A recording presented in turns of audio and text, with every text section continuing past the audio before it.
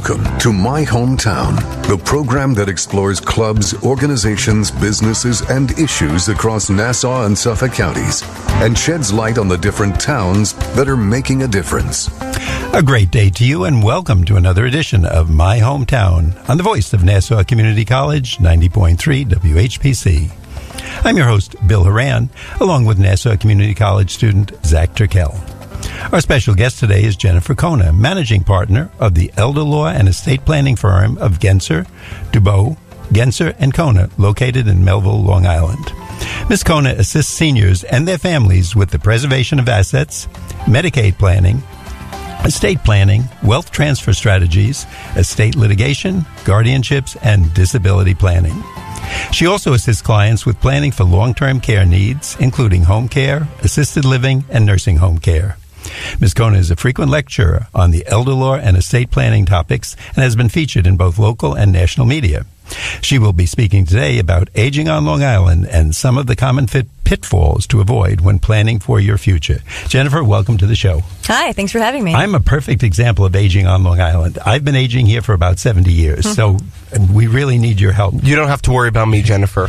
Yeah, he's the opposite. He won't be aging for another 40 years. Right. Well, you both look pretty good to me, so you're doing something thank right. You. You're saying all the right things. Now, Jennifer, how did you become first interested in elder law? Well, elder law really found me. After law school, I had a clerkship, and elder law wasn't even a field yet. It grew out of estate planning.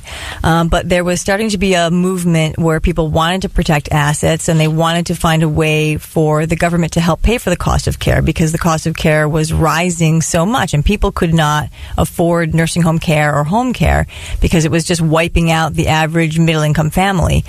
So at that time, there was really just two firms when my clerkship was ending that were practicing elder law, and I jumped on board.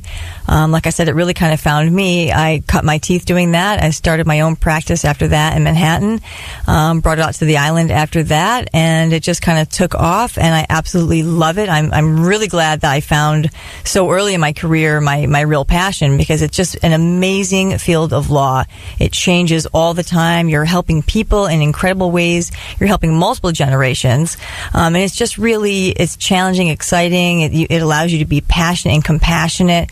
And it's an incredible journey. We always think, Zach, of lawyers as the fighting people, and it always has to be an argument. Somebody on that side, if I do better, you do worse. But the elder law is really helping the elder people. It's like the work a doctor does. So it must be very rewarding. Very rewarding, yes. And also very creative. And you are fighting because you're fighting for your clients. You know, there's a lot of advocacy to be had. But at the end of the day, you're helping people. And what's more rewarding than that? And that feels really good. Absolutely. Makes it all worthwhile. Yeah. It definitely does, yeah. It's also very personal, because what I'm doing, I would be doing for my parents or my grandparents. So, you know, at the end of the day, when we look at cases in the office, we analyze them. What would I do if this were my mom or dad? You know, so it keeps it very real and very personal all the time. And tell me if I'm wrong. I'm sorry to interrupt Zach's question, but you actually save your clients a lot of money. A lot of people think, I'm going to a lawyer, it's going to cost them. But you can save them tons of money, and putting it in the right direction or the right path helps both them and the rest of the family. Absolutely. We're saving people tons and tons of money. So even if it may cost you a little bit, we're saving a ton of money. So it's penny wise, pound foolish not to do the planning with us. That's a win-win. Yes. It is. So, Jennifer, you talked about how you got into elder care, to elder law, but how are you still with elder law? Why do you like doing it so much? Really for all those reasons where it's creative, it's the advocacy that really drew me to law in general to begin with. It's helping families. It's the area of law where you're not fighting. It's not corporate and impersonal. It's the exact opposite of that. I like that we can help so many people, help all these different generations. You know, we're working with the kids and the parents. Sometimes we're even working with grandchildren, and we have all different, layers of people. We even keep a set of crayons and coloring books in the conference rooms for when the grandkids are in. Yeah. So it's just really nice. It's personal, like I said. Clients come back to us. The multiple generations come back to us. And like you said, Bill, saving people money, that is really important. People have worked really hard over all these years. We have a lot of clients who lived through the Depression, my grandparents included, and they had every last nickel. It is really important to see that money go to their children, their grandchildren. They don't want to see that just be frittered away. They want to get the care they need, as they should, but they really scrimped and saved and worked hard for every single nickel. So if there's a way to make that money work for them, get the care they need, and still leave a legacy, that's what we should all be doing. And we should all be working as a community to help each other get there. And that's part of what my job is as an elder law attorney. All the grandchildren included, you know. Okay, Zach, I hear what you're saying. Zach wants to come in and play with the coloring books. That's the thing. And also, do you tell the grandchildren about elder law? Do you kind of want to get them into it? That's up to each family member. That is not my job. Yeah.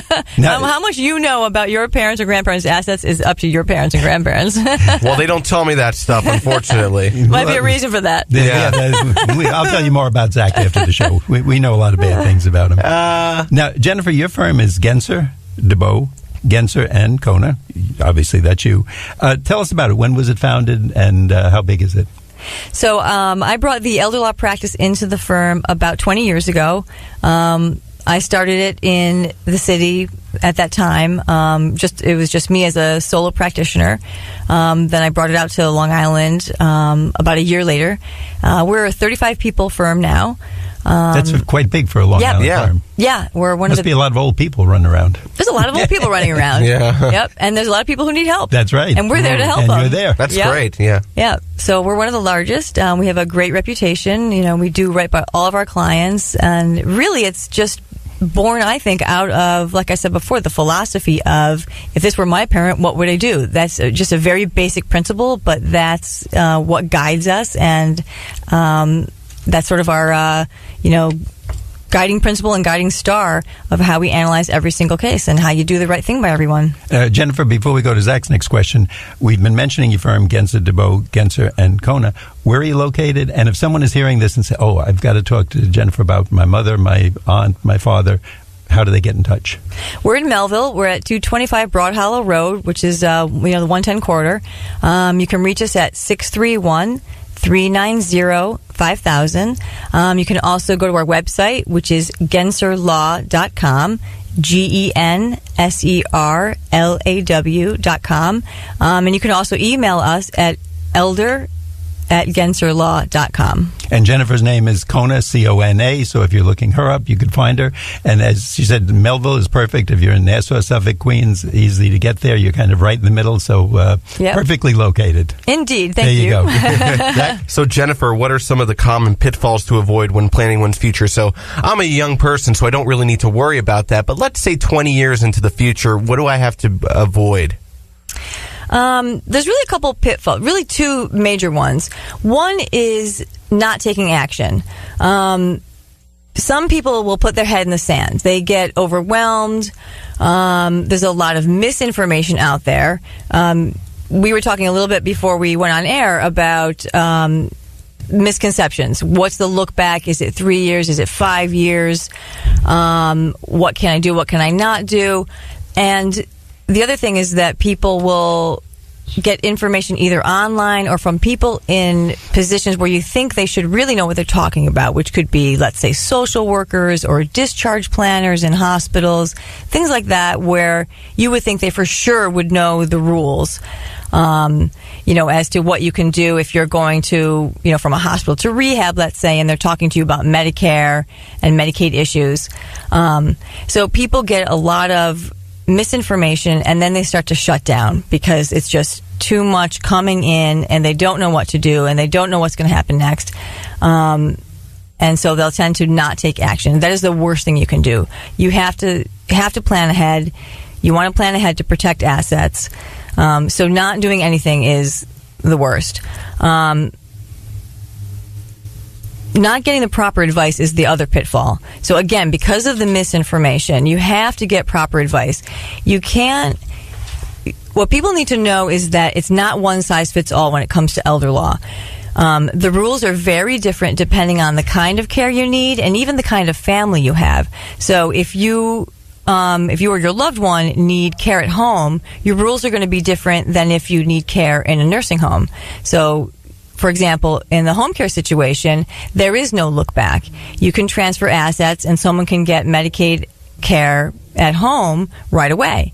Not so with a nursing home. With nursing home care, you have the whole 5-year look back when it comes to transferring assets. If you have a spouse, you can transfer assets, and the spouse in need of care can get Medicaid benefits anywhere, at home or in a nursing home, right away by using spousal refusal. So those are 3 different, very common scenarios, completely different rules. But if you don't realize that, and you talk to your neighbor and you say, oh, well, my neighbor, had to wait 5 years, and then my friend down the road got Medicaid right away, you don't necessarily realize that their situation is different. So that's the kind of misinformation and not realizing that it's not one size fits all that trips people up. So you have to get proper advice. You have to go to an elder law attorney. You can't go to an estate planning attorney. You can't go to the person who did your closing or someone who drafted your will that doesn't specialize in this. So the proper advice is really, really key. And you were saying before to us, before the show, there are nuances, meaning there's local law, state law, federal law that you have to know. So to your point, unless you keep up on this every day, as your firm does, you really could get in some trouble. And I remember a few years ago talking to someone, he was an attorney, and one of his clients didn't get the right instructions from somebody. The family home of $725,000 was lost because of improper paperwork being done, and it could have been saved. So we're talking, what on Long Island isn't a huge price for a home. So it's more or less the average, $700 or so. And it could have been saved had the right work been done and had it been set up properly. And for trying to save pennies, they lost $750,000. So yes. That's where your firm can come in, save people a lot of money. And if not, you'll give them the advice and tell them, no, go elsewhere. You have nothing to save, I guess. Yes, absolutely. And that does happen all the time. I just had this happen this week, where a family came in and they had assets in a trust. And they assumed that, and it was a house worth close to $1 million, and they assumed that the clock had run, the 5-year look back, because they had it in a trust. Turns out the trust was revocable. That does not protect assets. And I had to be the bearer of bad news, which happens an awful lot of the time, that a revocable trust does not protect assets. So while they thought it was there, protected, clock was running, etc., it didn't do a single thing to protect that house. So what's the other type of trust? Irrevocable. 2 letters, IR. Yep. To revocable. Those 2 letters, all their assets were unprotected because they had a revocable trust rather than an irrevocable trust. And they simply said... You're making me nervous now. I know. Well, they said, I didn't realize that. Why would we do this trust? Why did the attorney not explain it? And, of course, I can't answer that. I wasn't that attorney, and I don't know why they would have done that. But they just didn't know. They weren't informed. And they literally just had it. They thought they were sort of one and done and never thought about it again until they came to me for other reasons and were shocked to learn that they really didn't accomplish at all what they thought they did. And I have to tell you, that happens all the time. And we are the bearer of that bad news all the time. And they have to start over. And now there is a more emergent medical need. And we don't know if we can get through 5 years. We have to start all over again. And that happens all the time. Wow. And just a side question. Obviously, of the 2 of us, Zach is about 18, 20 years old. 19. I'm a lot older. I got him by about 50 years.